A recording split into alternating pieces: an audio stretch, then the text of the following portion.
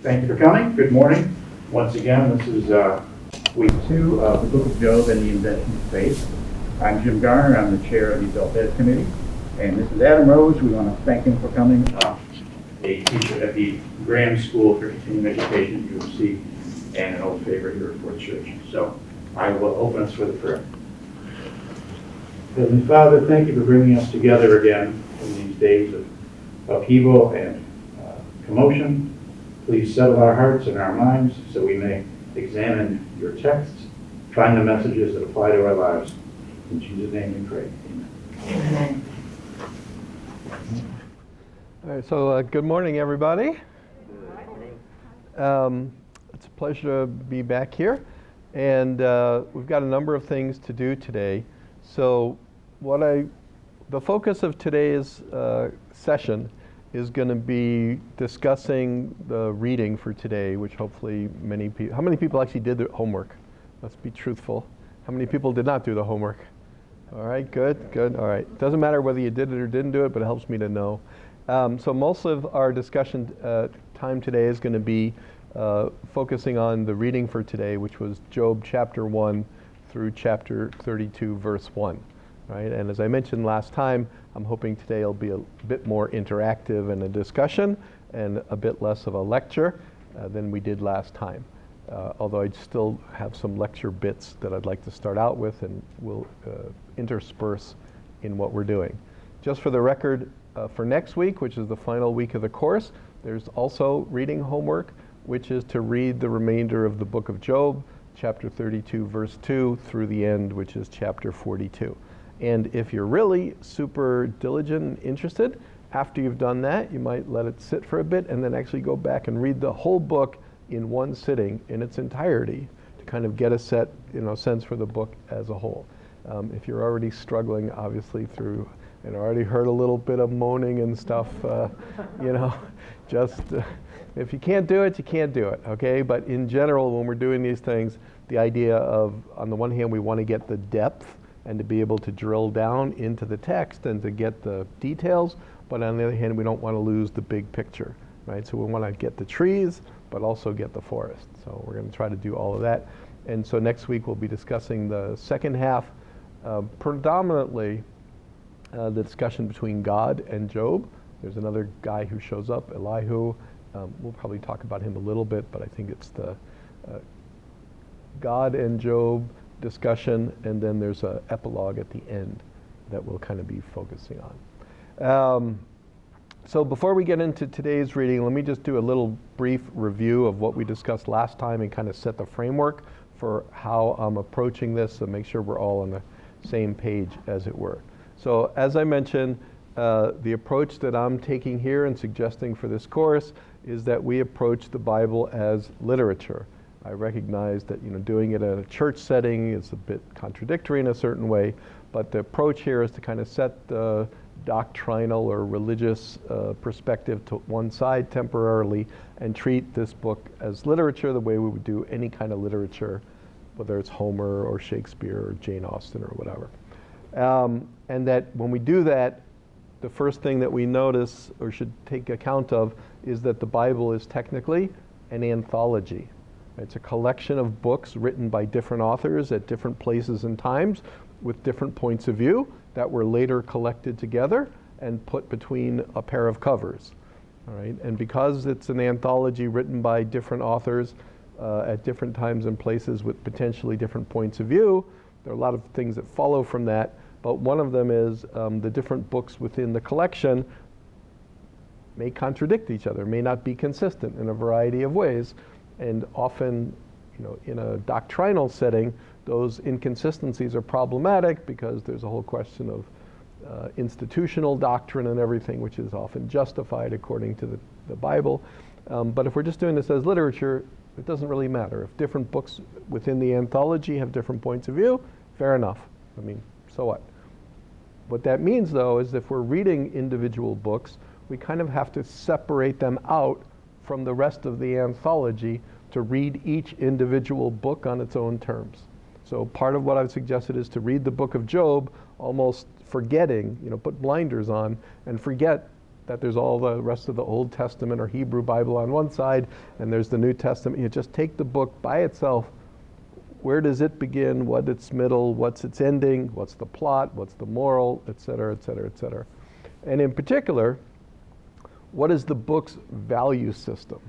Right? What is considered good and bad within the book of Job, which may be different than the value system of other books inside the biblical anthology. And again, it's no harm, no foul. We're just trying to see what's what.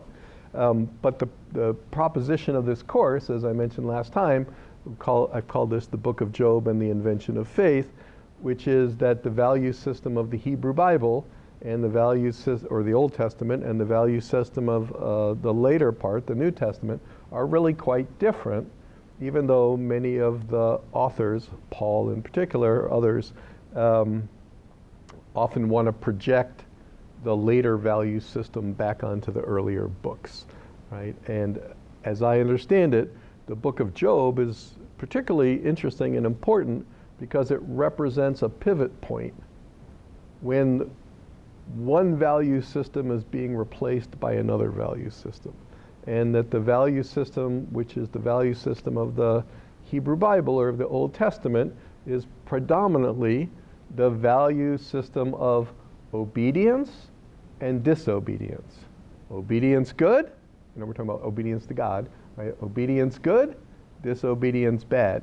And we didn't have this handout last time, but if you've got the handout available to you, starting, let's say, on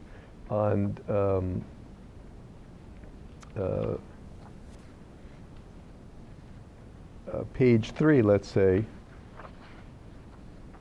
the larger passage about God tested Abraham, and he said, "Here I am." He said, "Take your son, your only son Isaac, whom you love, and go to the land of Moriah, and offer him there as a burnt offering on one of the mountains that I shall show you."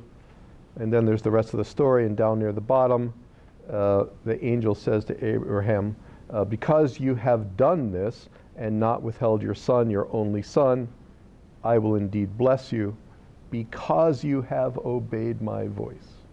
Okay. If we go on to the next page, page 4, 5, I've listed a number of examples. I won't go through all of them now, but you can look at them on your own. Going all the way back to the Garden of Eden, Adam and Eve, I think you can see many clear examples where, from the literary perspective, the story perspective, if God says jump, the proper answer is how high? And the improper answer is up yours. All right? And as I understand it, this has nothing to do with the thing that we call faith. It's not a question of believing that God is really there. Nobody doubts the existence of God in these early stories. It's clearly there. He's clearly given commands. The question is whether or not the humans are going to obey or not obey. It's a very simple, very straightforward, everybody who's a parent, everybody who was a child once upon a time, it's all the same thing. Do what I told you. Okay? And so when we get to the book of Job, we'll find out what people's experience was here, but I'd like to suggest that, and again, it's not like I invented these ideas, so I don't want to try to take credit. This is a standard reading of the book of Job.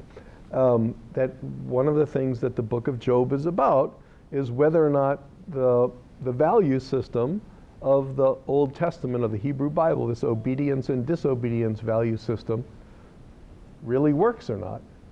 Is it a good value system? Does it work in the particular world that we live in?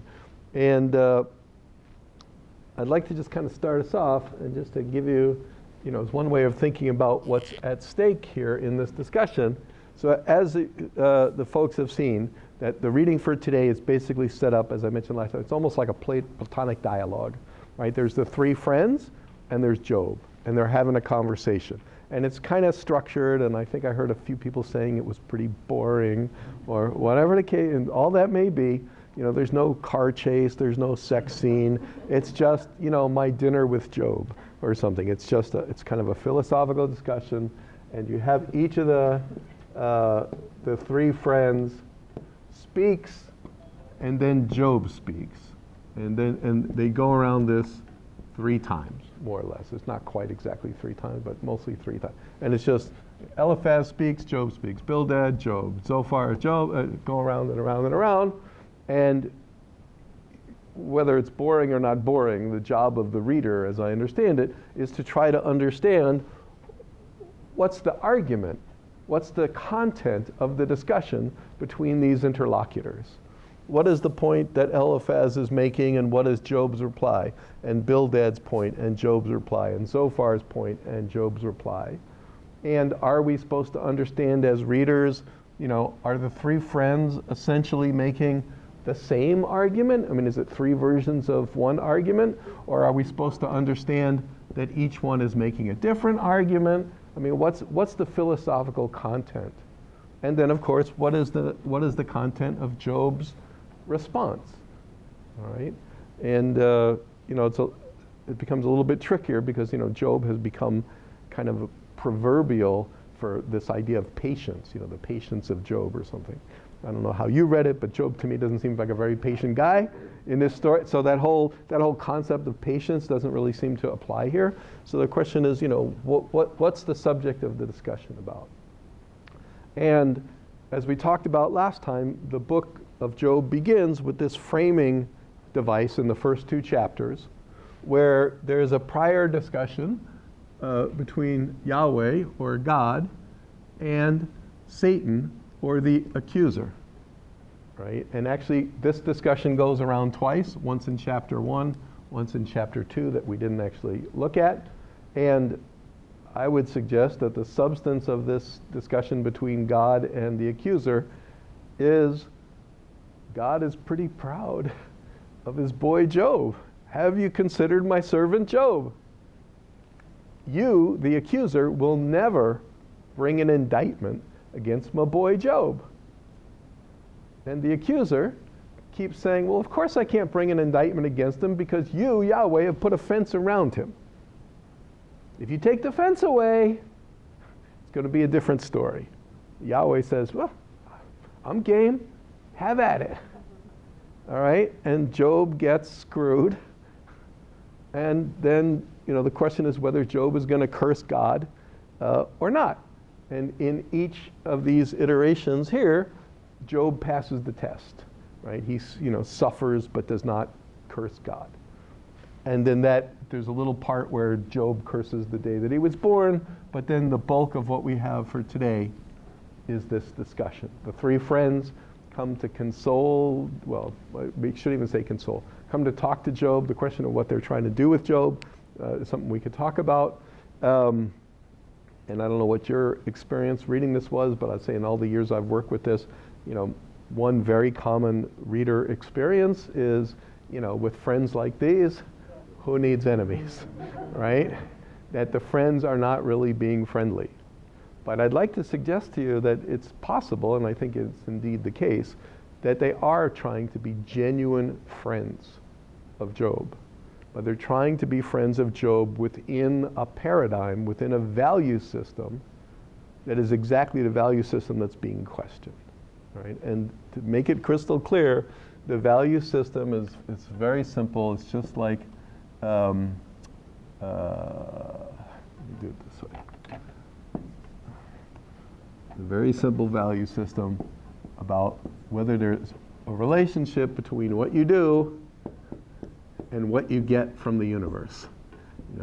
If you do good and then you get good, or if you do bad,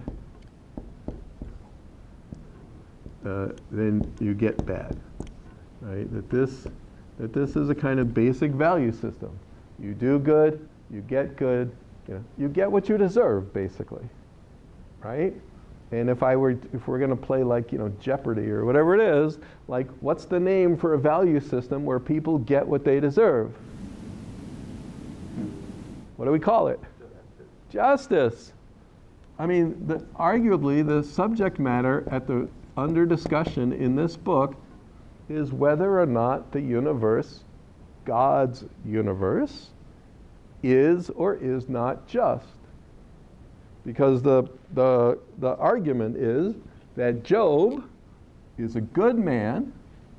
In fact, we talked about last time in the framing that Job is not only a good man, he's the best man. And up till recently, he was also the richest man.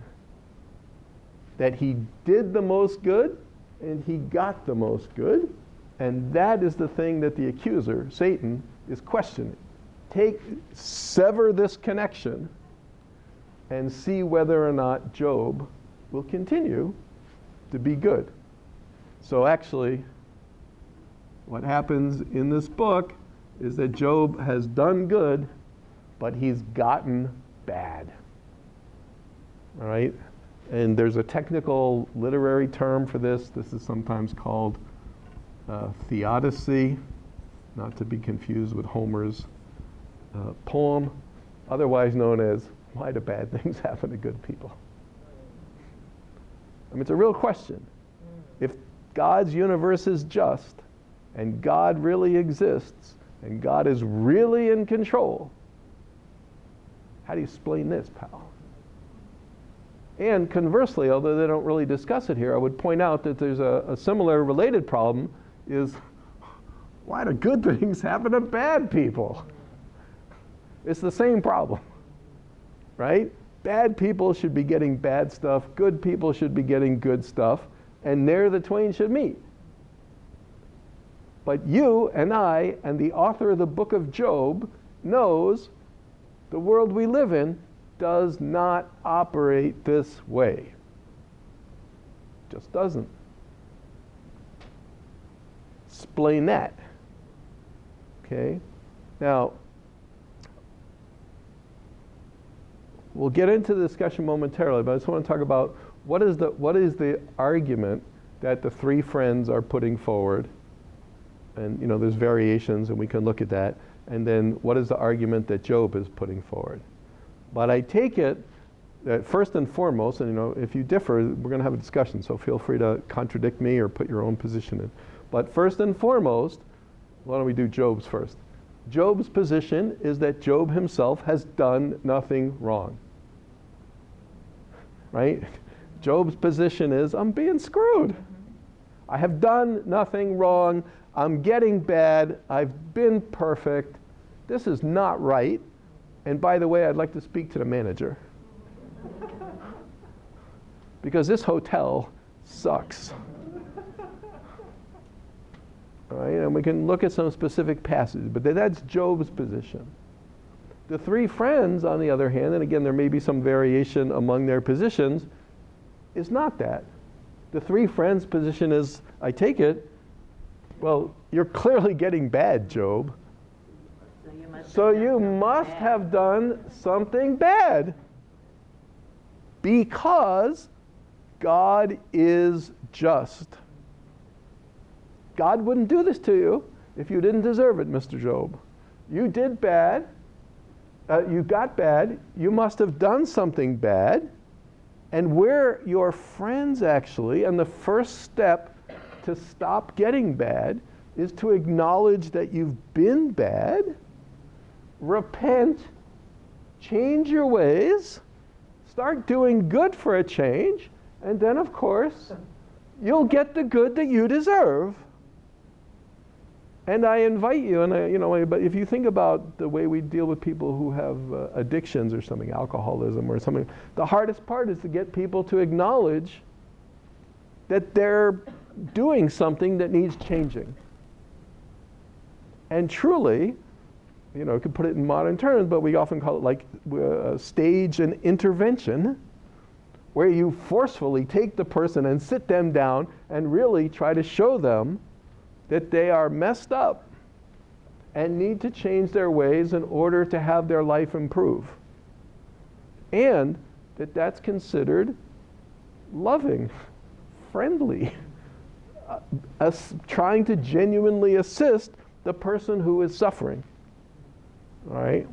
And so this idea about whether with friends like these, who needs enemies, if we did it kind of in the intervention model, whether the three friends are trying to stage an intervention with Job out of genuine concern for his welfare, and a simultaneous belief that God's universe is just. The only way Job can be getting bad is because he's done bad. It's actually easy to fix. Just say, okay, I won't do that no more. Change your ways, all the good will come to you. And Job keeps saying over and over and over, I mean, I'm ad-libbing here, right? But sure, I would confess if I could find something that I did wrong. But every time I look inside myself, you know what? Turns out I'm perfect. Now, I realize that may seem psychologically, you could come up with all stories, but if you're thinking about this philosophy, really, the question of whether or not, even in the universe we really live in, people who are genuinely blameless, maybe not perfect in the absolute sense, but people who are relatively perfect, still get dinged, still suffer from injustice. And if that's true, and this is what the dialogue here is exploring, philosophically we have to, how do we explain this? And I think if we did this, I think I mentioned last time, if we're doing this as literature, when we're doing any book as literature, one of the first things that we often try to determine is what's the literary genre. Is it a work? Is it meant to be understood as a work of history? Is it meant to be understood as a novel? Is it meant to be understood as a parable? And I think there's a sense in which the book of Job can be understood as a I don't think Job is meant to be a real guy with a social security number. But another way of understanding the book of Job, as I mentioned, I think, is it really could be just understood as a work of philosophy. If I didn't include it in the Bible, I didn't include it. If it were not included in the Bible Anthology, and I told you it was written by Plato, and I changed Job's name to Socrates or something like that, that the idea that there's one guy having a discussion with three other guys about right and wrong and true and false and that kind of, just like they're trying to bat around a bunch of ideas in this ballpark. And so before we even get to what is the book's position, and we still got to read the second half of the book to see how the book comes out on it, to just kind of do it in an open-minded perspective that the author of the book of Job is presenting the reader with a variety of ways of thinking about this problem. And we can look at some specifics, today as we're going through this, that, well, maybe you could square the circle this way, or maybe you could square the circle that way, or maybe you could square the circle the third way. And so that it's a kind of, without rushing to an answer, we can linger, savor the philosophical alternatives that might be available to somebody. And like one of the alternatives is, well, God sucks. I mean, that's one, right? If we, one solution to the whole problem is just give up. Justice, schmustish. I mean, that's an answer. Right? Maybe you don't like that answer. Maybe you'd prefer it, but that's a theoretically a possible answer. And I think the book is presenting other theoretical possibilities before, as we'll see next week, kind of taking us to a particular resolution for this problem. And the resolution, as I've tried to, frame it in the course title and the theory for this course, is by replacing the justice model with what we'll get to next time, which is a faith model, which is a fundamentally different model of living in the universe. Okay? And I'm not saying it's better or worse or right or wrong, but at least it solves one particular problem. Right? But let's not worry about that for today, because we'll get to that next week. All right, so let me stop here and see if folks have comments, questions, either about what I'm saying, or you have reactions to the reading that you did at home, or any of that kind of stuff before. I've got some passages I'd like to take us through in the book, and we can discuss some things, but let's see what you all have.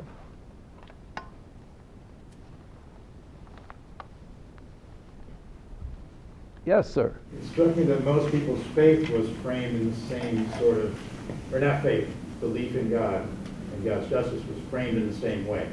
They kept saying, God made all this and we are it and we cannot. There is no way to find any other route out of this. I mean that most people you know think about it the same way Job's friends think about it. I think Job's friends were all examining it the same facets. They were all looking at the very same facets, and throughout it got repetitious. Oh yeah, so that really these are three names for the same position, is what you're saying. And it goes around 3 times to bludgeon the reader with 9 iterations of the same point. And, well, hold on. So what's the headline then? So if you're going to take that, we're doing this as literature now. What's the headline that's being bludgeoned 9 times by the friends? It's your fault. Yeah. It's Yeah, Job's you fault. were bad, and that's why bad things happen. So you've got to admit that you were bad for anything to get better. So it's just 9 times of Job, you're wrong. And you were going to say, is it Job with 9 times something else? No, I'm saying that they talk about the role of God in creating the mountains and doing this to the enemies and stuff. So they were talking about the same thing. Right. But I'm saying, so what is Job's reply to all of them, to the 3 friends? I said, how can I answer God, basically, isn't he? Well, I don't know. I mean, does Job think he's done something wrong? No. Does Job think anyone has done something wrong? That is God's his done point. something wrong. What? God has done Yeah, something God's wrong. abandoned Yeah. him. So if you do that, you got 9 times Job, you're wrong, met with 9 times God is wrong. Job is wrong, God is wrong. Job is wrong, God is wrong. Job is wrong, God is wrong. No, because then he would be cursing God. Yeah. Whoa. So the question that we're doing is, so literally, what does curse God, in this book, it does, I mean, whether or not cursing, whether I can say something I disagree or I think you've done something wrong, whether that's the same thing as cursing God. Did you want to, sorry, I don't know you. In my mind, I think of cursing God as almost denying God. Denying? Denying there can't be a God if this is happening. But Job doesn't go there. He wants to see God and talk to him face to face about this. At the end, he wants an umpire, Job. Job does, to mediate with God. Okay, but so if Job insists on wanting to confront God, and we're going to talk about that because the book also raises, like, what does that mean? Like, who is going to be the neutral third party? If you have a beef with God, really, where's the appeals department? Really? I mean, so this even puts another level on it that, you know what? Whether the universe is just or not just, we don't really have any recourse. I mean, let's just suppose for the sake of argument God really was son of a bitch. What are we going to do about it? I mean, that, which is, I think, even more terrifying than whether it's like, so the question of who would be an umpire, right?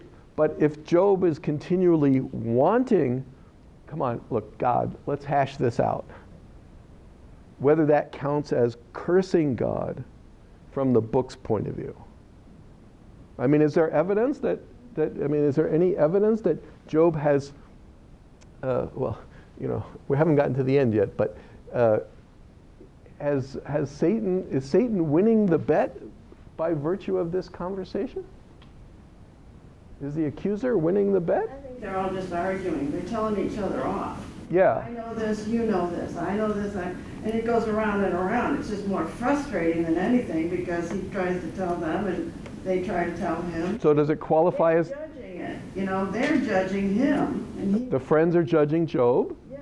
and Job is judging Them? Well, he's what Job is He's judging? defending himself. Yeah, Job is judging. Yeah. Who's Job judging?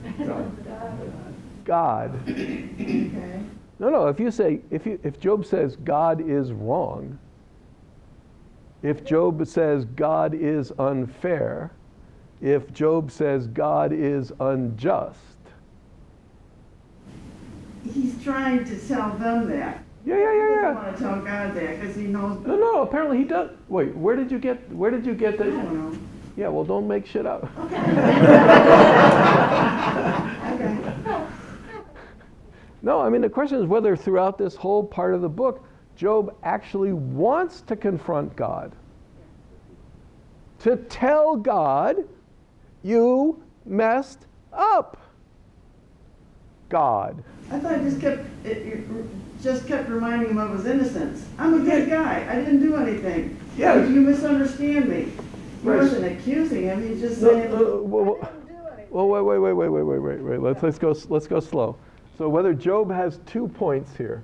One, I am good, or innocent, or whatever you want to say, right?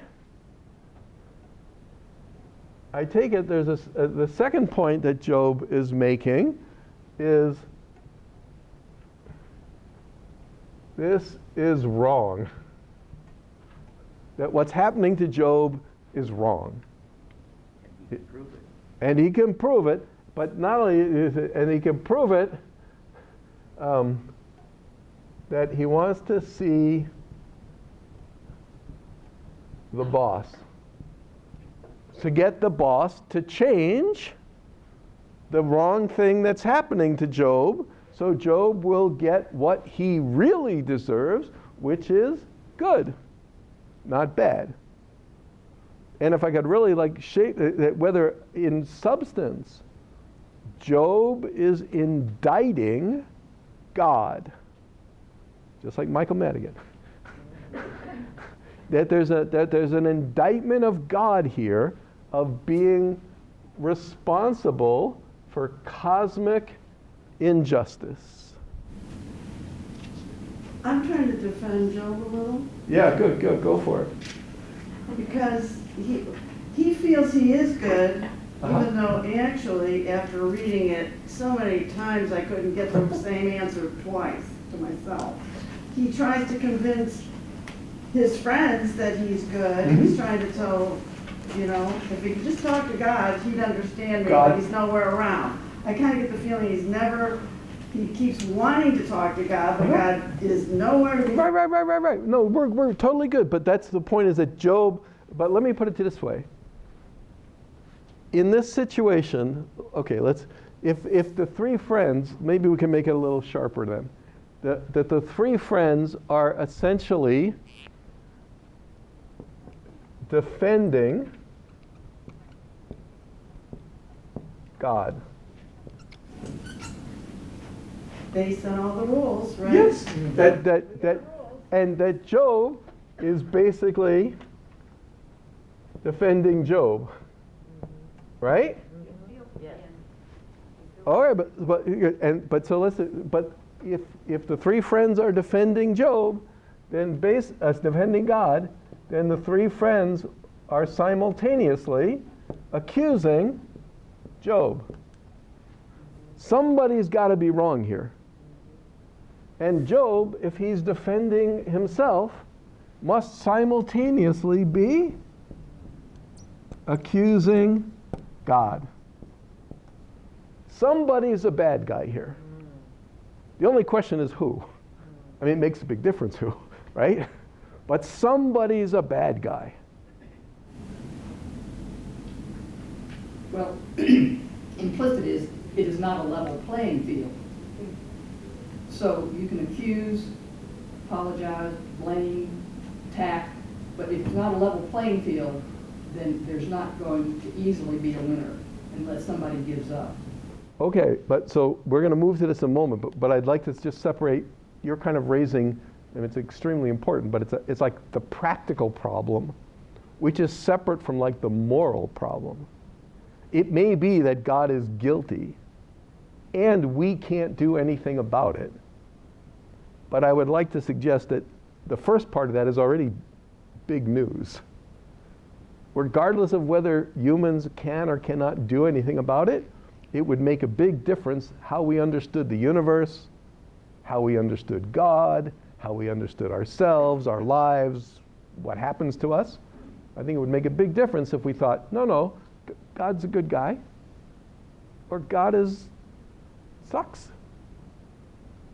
And, I realize it can be very difficult to do in the kind of Judeo-Christian Islamic tradition But if you were to take these, if we're doing it from a secular point of view, and go to like the Greek gods or the Roman gods, and look at how they behave with mortal, Zeus is not always like, a moral deity.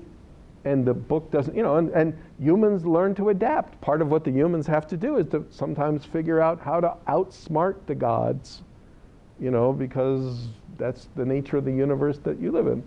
Obviously, in the biblical anthology, it's a different set of issues. So I just say that the practical issue of if it's an arm wrestling contest with God, okay, we're going to lose. We know we're going to lose. But do we deserve to lose? Please. I wrote down a couple of things. Sure. I think maybe part of the key to this problem is that you have to have something in your life that has meaning. Like I was reading this one book about, and he gave an example of this one man who was a womanizer, a drinker, drugger, and everything. He's been failing at writing. Then finally, he did end up becoming successful and everything like that, And but he never changed his debauchery. But it's more like that he doesn't have something in his life that has meaning.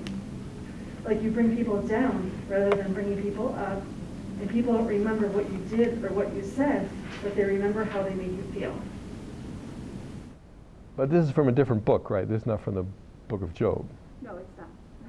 Okay, fair enough. So, you can see there's lots of other literature. Book of Job is by no means the only book to kind of engage this set of issues. But it is, I think, one of the central books to engage this particular issue in this anthology, right? And if it's not completely crystal clear, I'm trying to, suggest that this value system of do good, do bad, get bad, is the value system of the Old Testament, of the Hebrew Bible. When God says jump, Abraham says how high. That's good. Abraham gets good. Right? When the Israelites are grumbling after the Sinai with the golden calf, they do bad and they get bad. Right? In this model, you could extend it backwards, that there's a previous, command, that when there's a command, the proper thing is to obey the command. That's what doing good is. And then you get the reward. In fact, this whole notion of the covenant between Israel and Yahweh, between Israel and the God of Israel, the covenant literally is a legal contract between the party of the first part and the party of the second part. And the terms of the legal contract are, when the party of the first part performs according to the terms of the contract, the second party is bound, no option, bound to perform the other part of the contract. In fact, if this is a different class that we would go into, one of the, I think, ironies of this value system for the Hebrew Bible, for the Old Testament, is that actually it gives the Israelites more power than God. Because according to the covenant, God doesn't have any choice. Only the Israelites have choice.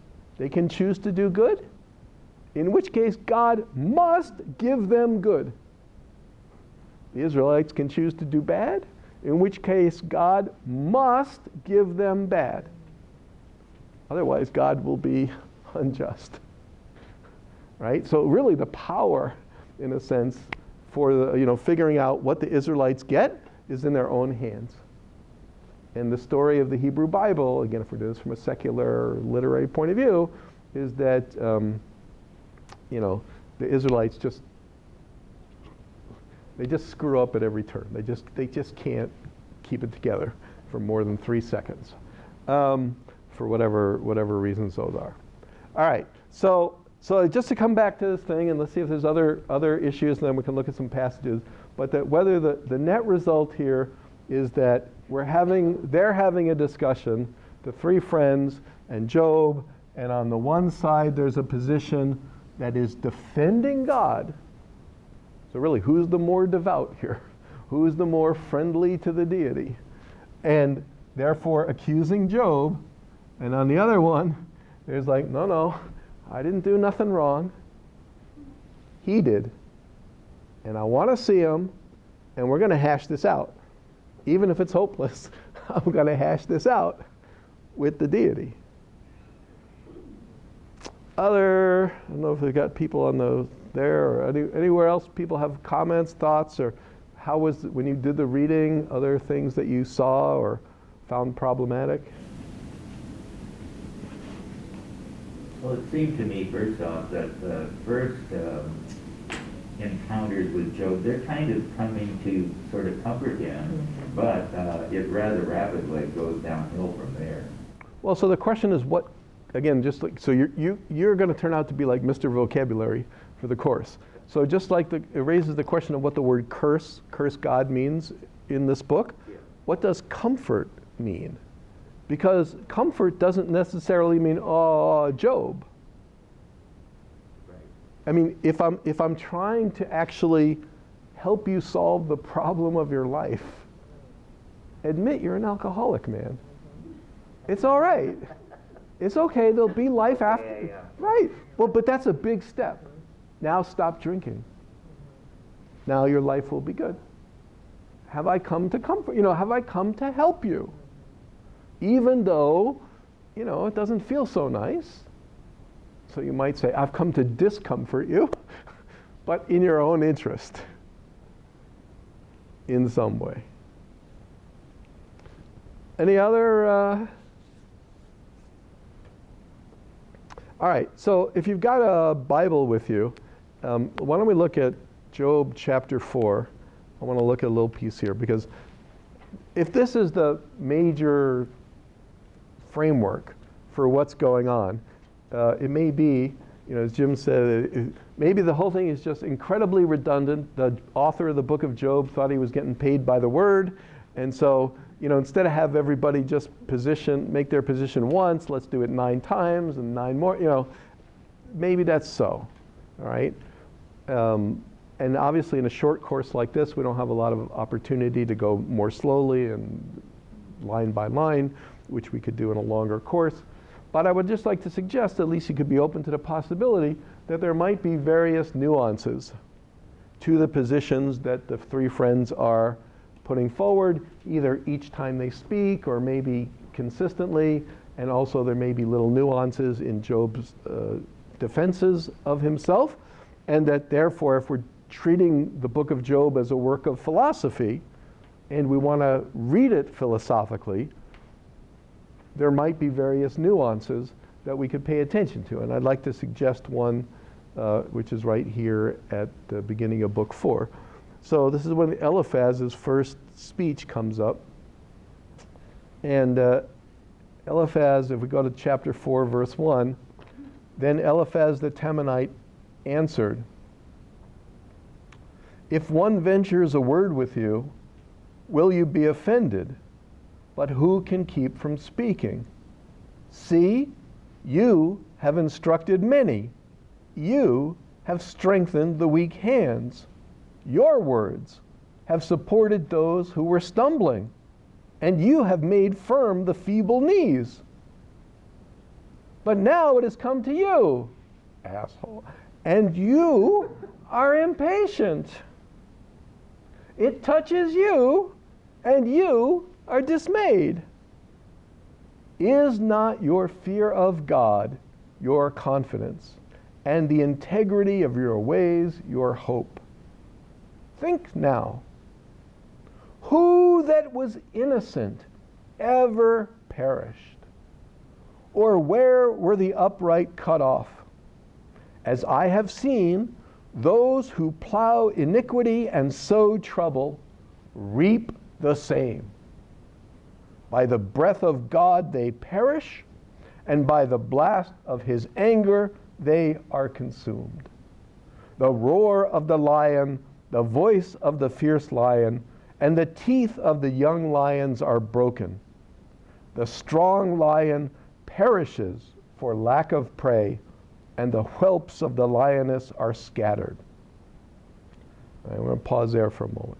So again, if we're just doing this literature, and that I take it that from verses 2 through 6, apparently, in the past, Job has been on this side of the conversation with other people who were suffering. Right? Job was the friendliest guy in the neighborhood. He never lost an opportunity to help some poor schnook who was suffering by getting the schnook to acknowledge that he'd done something wrong, change his ways, and get good. And the three friends have watched this for years and years and years, and now Job's on this side of the conversation, and Job's not going to play along. Right? So there's just, kind of this, and I think this goes back to this idea that this value system is the traditional, this is just the way it's always been. Everybody's understood justice. You reap what you sow. That's it. Very simple. All right. So we've talked about these various things, but I think now that the author has given Eliphaz an interesting there's another way to slice this pie, this problem. At verse 12, Eliphaz says, "Now a word came stealing to me. My ear received the whisper of it. Amid thoughts from visions of the night, when deep sleep falls on mortals, dread came upon me, and trembling, which made all my bones shake. A spirit glided past my face, the hair of my flesh bristled. It stood still, but I could not discern its appearance. A form was before my eyes. There was silence. Then I heard a voice. Can mortals be righteous before God? Can human beings be pure before their Maker? Even in his servants he puts no trust, and his angels he charges with error. How much more those who live in houses of clay, whose foundation is in the dust, who are crushed like a moth. Between morning and evening they are destroyed. They perish forever without any regarding it. Their tent cord is plucked up within them, and they die devoid of wisdom." Okay. Now, we'll pause here. So Eliphaz is apparently reporting that he's had a vision or a dream or a prophet, something supernaturally has come to Eliphaz and said, can mortals be righteous before God? Can human beings be pure before their Maker? Even in his servants, God, even in God's servants, God puts no trust. And God's angels, God charges with error. Now, we think about this philosophically. What does it say? I think it says nobody's perfect. Even the angels ain't perfect, and implicitly they're better than humans. So if the angels ain't perfect, humans ain't perfect. And just as a literary point, this contradicts, it's an idea, but it contradicts Job chapter 1, verse 1. That literally we're told by the narrator, who knows more than God, that Job is in fact perfect, blameless, literally blameless. But Eliphaz's vision says, well, maybe that's a misunderstanding. Maybe nobody is perfect. And I'd like to say, so one of the things this does is if there's nobody perfect, it's an interesting way of solving the problem. We can just get rid of this whole top line. There's nobody good, or at least nobody perfectly good. If there's nobody perfectly good, everybody is bad, or at least partly bad.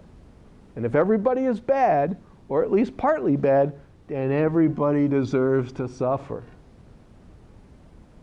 Now, in Christian doctrine, this is called original sin. Okay? The idea that human beings are born evil. Now, I'm not saying whether it's true in the real world. I'm not saying whether it's good doctrine. I'm not saying whether you should like it or not like it.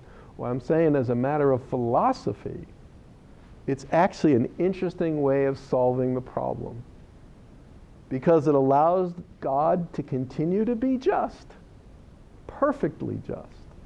It allows God's universe to be perfectly just, and it just says, you know, we started that thing called Theodicy. The answer of why bad things happen to good people is that there are no good people. It's not a problem. It doesn't happen. We only have bad things happening to bad people, and that's justice. I know you don't think you're a bad person, but trust me. Okay? And we can go through other parts of the dialogue, and if you want to do that, you know, if you feel motivated to, this question of just, again, I'm not saying that the author of the book of Job is advocating that this is the truth, but if we take this book as a philosophical text, an exploration of ideas, you know, this is idea number 2 of how we might square the circle. And then it could be idea number 3 of how to square the circle, and the idea of number 4 to, you know, that it's like, wow, I never thought of that. Well, I never thought of that. Never thought of that. Wow, somebody should put this in an anthology and make people read it. You know, it's a good book. All right. Another example from a different side that we've already mentioned is, why don't we take chapter 9, and Job's answer to Bildad. And we've already talked a little bit about this, but if we start at Job's speech at chapter 9, verse 2, Job's response, it says, "Indeed, I know that this is so, but how can a mortal be just before God? If one wished to contend with him, one could not answer him once in 1,000. He is wise in heart, mighty in strength. Who has resisted him and succeeded? He who removes mountains, and they do not know it, when he overturns them in his anger." And Job, you know, goes on and on like this. If we go to verse 19, Job continues, "If it is a contest of strength, he is the strong one. If it is a matter of justice, who can summon him to court? Though I am innocent, my own mouth would condemn me. Though I am blameless, he would prove me perverse. I am blameless. I do not know myself. I loathe my life. It is all one. Therefore I say, he destroys both the blameless and the wicked. When disaster brings sudden death, he mocks at the calamity of the innocent. The earth is given into the hand of the wicked. He covers the eyes of its judges. If it is not he, who then the hell is it? My days are swifter than a runner. They flee away, they see no good. They go by like skiffs of reed, like an eagle swooping on the prey. If I say, I'll forget my complaint, I will put off my sad countenance and be of good cheer.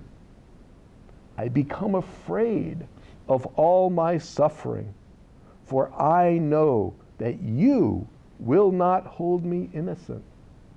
I shall be condemned. Why then do I labor in vain? If I wash myself with soap and cleanse my hands with lye, yet you will plunge me into filth, and my own clothes will abhor me. For he is not a mortal as I am, that I might answer him, that we should come to trial together. There is no umpire between us who might lay his hand on us both. If he would take his rod away from me and not let dread of him terrify me, then I would speak without fear of him, for I know I am not what I am thought to be. God damn it. He defends himself. Yes. Big time. Well, and I think that we're back now to both the theoretical problem and the practical problem. The theoretical problem is, I, Job, am innocent, and God is guilty, guilty, guilty. And if that's not bad enough, I can't even arrest him. I can't even send the cops around to put him in cuffs. I can't say, like, really? Who you gotta call? I mean, Ghostbusters can't do it. So it's a problem compounded on a problem. Truly, truly, truly, I mean, really, if God is not just, never mind cursing God, just like blow your brains out and get it over with. Truly, I mean, really, if God is not just, it's over, game over. And that appears to be the world we live in. Really. It appears to, and the story, the book, has made it the world that Job lives in. So this is the problem, or the set of problems that the book is framing for us. For next week, we're going to go, we'll do, the second half. It's like Paul Harvey, page 2. We'll do the rest of the story for next time. And, to think about, you'll see this first part is this guy, Elihu, it's a kind of a monologue.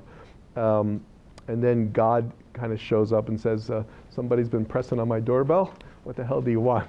Right? And there's a thing that goes on there, and then there's a little epilogue at the end. But to think about the second half as a continuation of this exploration of ideas, and to see whether or how the book of Job resolves all of this, philosophically, theologically, whatever, by the time we get to the end, or whether, the book should really just come with a cyanide pill or something, and everybody could, go out that way. Okay? So we'll do the rest of that in a week's time then. Thank you very much.